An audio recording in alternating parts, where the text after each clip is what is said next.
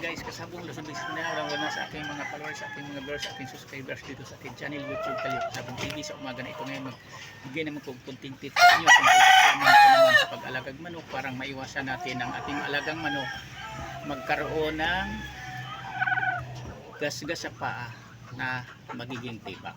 Papaliwanag ko sa inyo. Bago ko ipaliwanag, sasabihin sa inyo lahat-lahat ang aking natutunan tungkol sa kaalaman ko sa pag-alagang manok na bakit magkaroon tibak ang aking mga alagang manok.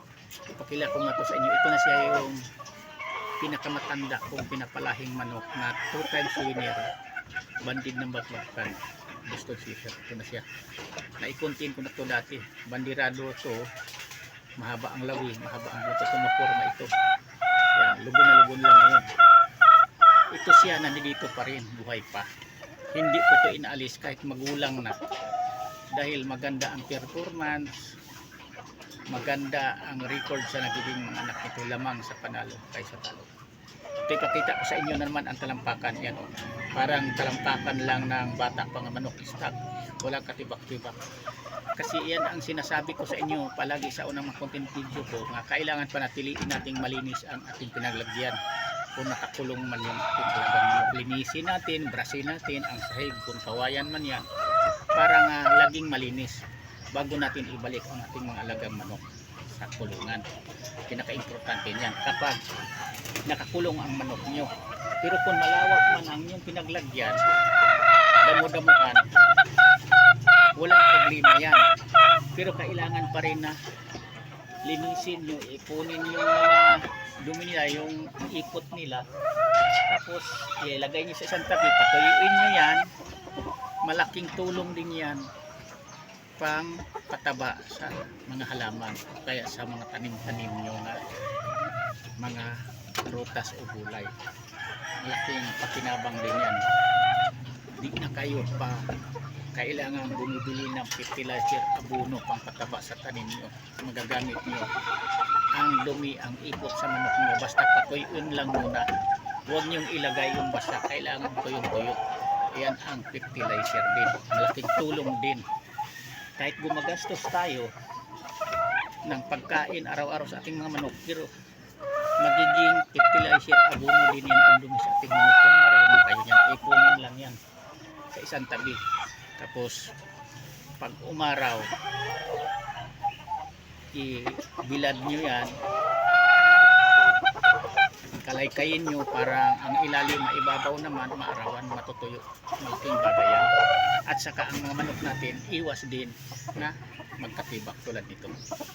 Yan ang naibigay kong tips sa umaga sa inyo na yung mga baguhan pa lang, kasi ang pag-alagag manok magastos ito, pero parang makaminos din tayo, mababawi natin ang idinumi nila, mga ipot nila, ipunin natin yan.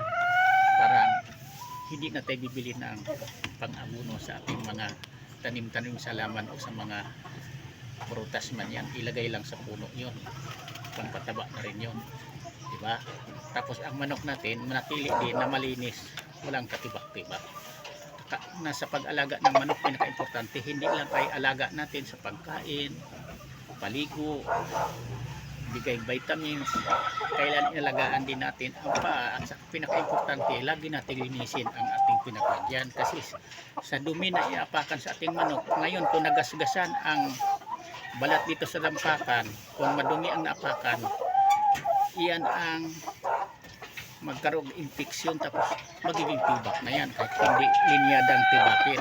Kasi ang manok din talaga may linyadang tibakin, madaling magkatibak, madaling magasgasan ang talampakan. Yung mga umbok, ito yung mga mataba ang talampakan.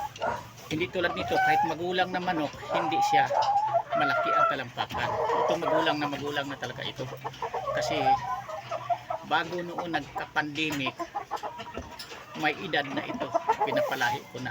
O mula pandemic, ilang taon na ang nakalipas mula tayo nag-pandemic. Magulang na ito. Ito ang magulang naman ako dito, kasi ang mga gripo nga pinapalahi, mas bata dito, mas huling-huli. Baka ako lang siguro dito. Yan lang, sana mayroon tayong konting mapulot matutunang mabaguhan pa lang kailangan, pinaka-importante din, alagaan natin ang manok, maganda ang performance, ang record sa isa kalinga sa manok na mamanukin natin, tapos laging linisin natin ang pinaglagyan para maganda rin ang kinilabasan ng talampakan, hindi magkarogasgas, hindi magkaroon manok tayong tibakin. Yan lang, thank you ulit sa pagpanood. Bukas ulit.